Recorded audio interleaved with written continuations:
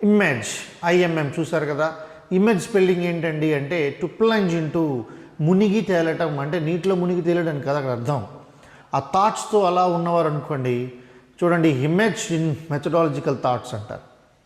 ఇంకా అదే ధ్యాసలో అదే ఆలోచనలతో ఉండడం అన్నమాట అది. నెక్స్ట్ వర్డ్ ఎమినెంట్, ఈఎంతో ఉంది చూడండి. ఎమినెంట్, ఎమినెంట్ అంటే డిస్టింగిష్డ్ ఆర్ గ్రేట్, చాలా గొప్పవారు. మరి ఇమ్మినెంట్ అని ఉందనుకోండి, దాని ఆన్సర్ ఇంపెండింగ్. ఇంపెండింగ్ అంటే సడన్ అటాక్, హఠాత్తుగా ఏదైనా దాడి జరిగినా, హఠాత్తుగా జరిగే ప్రతిదాన్ని ఇంపెండింగ్ అనే అంటాం. ఇమ్మినెంట్ అంటే అది. Okay, next word eligible.